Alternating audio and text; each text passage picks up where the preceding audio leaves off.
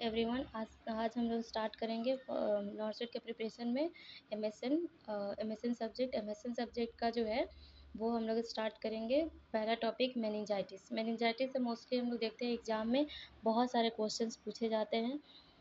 इसीलिए हम लोग मेनिंजाइटिस से रिलेटेड जितने भी इम्पोर्टेंट्स पॉइंट होंगे वो सारे देखेंगे। तो चलिए स्टार्ट करते हैं। मेनिंजाइटिस क्या करते हैं? मेनिंजाइटिस किसे बोलते हैं? इन्फ्लामेशन होता है inflammation of the brain, inflammation of the meninges layer of the brain. और इसका कॉजेटिव ऑर्गेनिज्म देखेंगे। तो कॉजेटिव ऑर्गेनिज्म क्या होता है?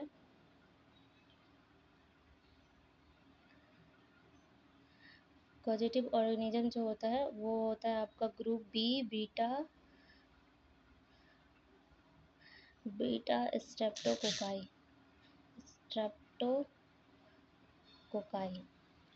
एंड नेक्स्ट हम लोग देखेंगे तो मोस्टली कॉमन होता है, मोस्ट कॉमन कौन सा मेनिंजाइटिस होता है?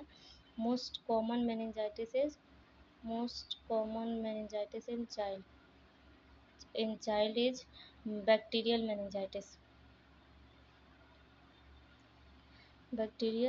Meningitis.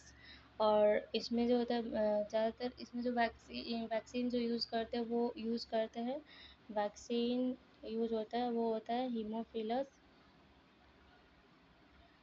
Haemophilus influenza type B. और इसमें जो होता है इसका अर्ली साइन जो होता है अर्ली साइन जो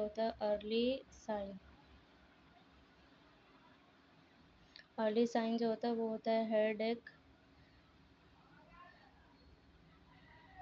हेडेक होगा, सॉरी, हेड एंड नेक जो होता है वो रेजिट होता है।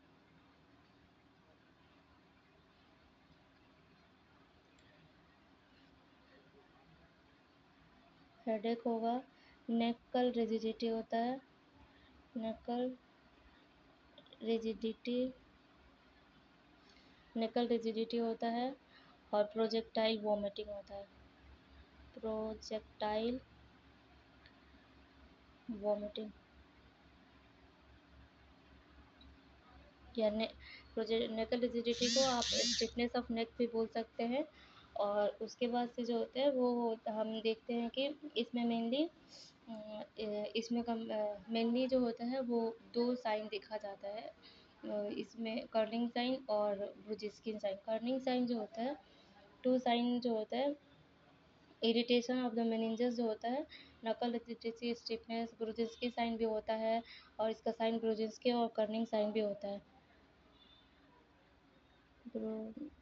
ब्रुजिस्की एंड कर्निंग साइन।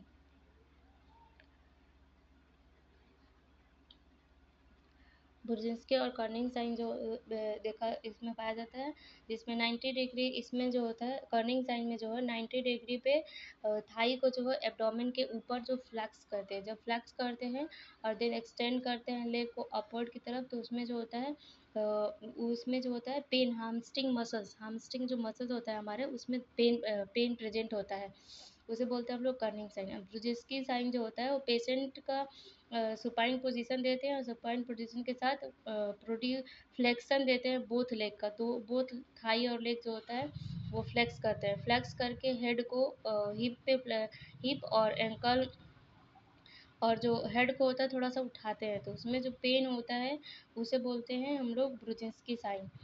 और इसके बाद से इसमें हम लोग देखेंगे कि मोस्ट कॉमन कॉम्प्लिकेशंस क्या होता है इन द चाइल्ड में।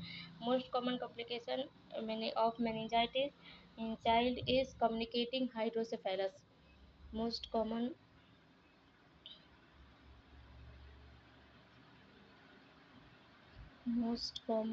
Complication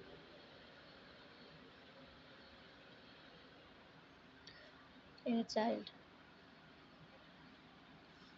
communicating hydrocephalus.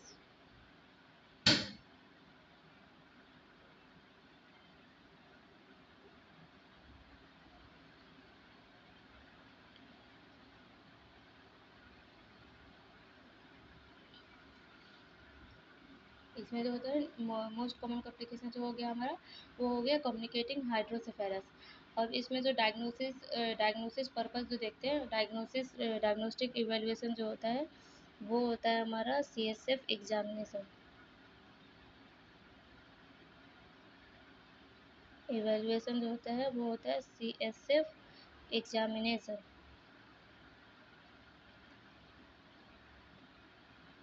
CSF examination करते हैं। CSF का प्रेशर इंक्रीज, जब CSF इंक्रीज होता है, इसका CSF में जो होता है नॉर्मल प्रेशर क्या होता है, नॉर्मल प्रेशर ऑफ CSF होता है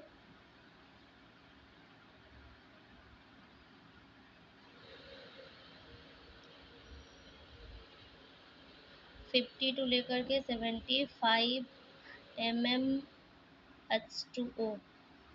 और इन्फ्लामेटरी का, और अगर इन्फ्लामेशन होता है तो क्या होता है कि CSF जो होता है वो हमारा इंक्रीज हो जाता है। और CSF में नॉर्मल प्रोटीन कितना पाया जाता है, normal protein,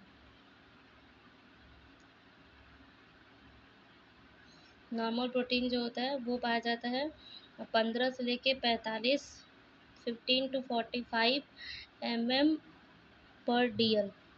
and decrease CSF glucose level, जो ग्लूकोज नॉर्मल ग्लूकोज लेवल कितना पाया जाता है, हम लोग देखेंगे इसमें CSF में जो होता है हमारा नॉर्मल ग्लूकोज लेवल कितना होता है। तो नॉर्मल ग्लूकोज लेवल जो होता है, नॉर्मल ग्लूकोज जो होता है 45 to 75 होता है mg/dl। और अगर 40 से कम होगा ग्लूकोज लेवल तो डिक्रीज होगा, एंड लेस देन 40 होगा, लेस देन 40 तो डिक्रीज होगा, और इंक्रीज होगा मोर देन 75, इंक्रीज होगा मोर देन 75। इसका ग्लूकोज रेशियो, ब्लड और ग्लूकोज का रेशियो जो होता है CSF में, ब्लड और ग्लूकोज का रेशियो 0:3 होता है।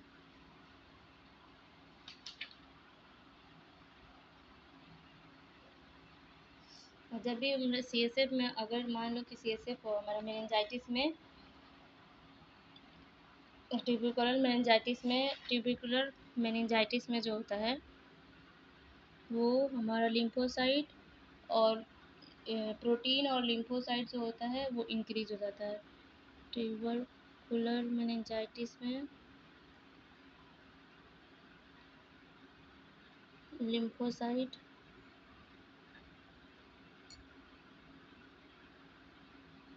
और प्रोटीन इंक्रीज हो जाता है।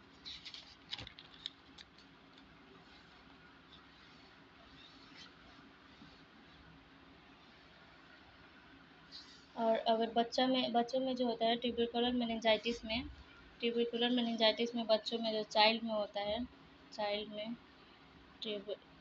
ट्यूबरकुलर मेनिंजाइटिस में क्या होता है, तो इसमें जो होता है वो हमारा CSF जो होता है, CSF क्लाउडी हो जाता है, इंक्रीज प्रेशर, प्रोटीन डिक्रीज होता है, डिक्रीज प्रोटीन, और इंक्रीज हो जाता है ग्लूकोज जो होता है इंक्रीज हो जाता है। इसके बाद से जो होता है, हम देखते हैं कि इसका सपोर्टिव थेरेपी, मतलब जो इसमें जो मैनेजमेंट ट्रीटमेंट इसका जो देखेंगे, ट्रीटमेंट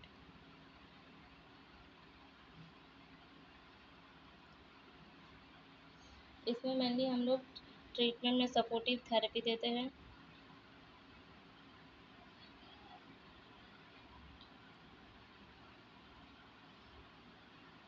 सपोर्टिव थेरेपी में हम लोग देंगे पेशेंट को काम एंड क्वाइट इन्वायरमेंट देंगे, और डीम लाइट देंगे, और नॉन स्टिमुलेटिंग इन्वायरमेंट देंगे पेशेंट को।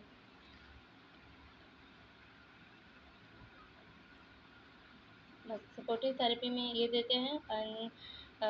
इसमें जो होता है प्रिकॉशंस, जो बच्चों के लिए प्रिकॉशंस, इसमें ड्रॉपलेट प्रिकॉशंस लेते हैं।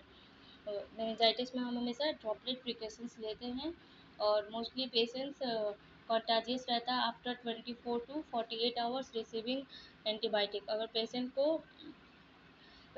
पेशेंट जो होता है इसमें सपोर्टिव थेरेपी देते हैं, उसके बाद से हम लोग 24 टू नो कॉन्टाज पेशेंट जो होता है 24 से लेकर के 48 घंटे बाद कॉन्टाजियस नहीं रहता है। एंटीबायोटिक 24 से लेकर 48 घंटे तक एंटीबायोटिक देने के बाद, रिसीव करने के बाद पेशेंट जो होता है ज़्यादा टाइम तक कॉन्टाजियस नहीं रहता है। तो ये रहा आज का हमारा मेनिंजाइटिस से रिलेटेड सारे importance points. Sorry gas, writing पे हैंड राइटिंग पे ज़्यादा ध्यान मत देना। मैंने बस मेन पॉइंट्स निकाल करके कम से कम टाइम में टॉपिक को कवर करने की कोशिश किया। अगर आप लोगों को ये वीडियो पसंद आई हो, मेरा कंटेंट अच्छा लगा है, आपको कोई भी टॉपिक से रिलेटेड कोई भी टॉपिक से रिलेटेड कोई भी पॉइंट चाहिए या फिर कुछ नोट्स चाहिए, तो आप मुझे कांटेक्ट कर सकते हो। कमेंट्स बॉक्स में कमेंट्स कर सकते हो। अगर आपको वीडियो अच्छी लगी है तो लाइक या कमेंट ज़रूर करना। Thank you for watching.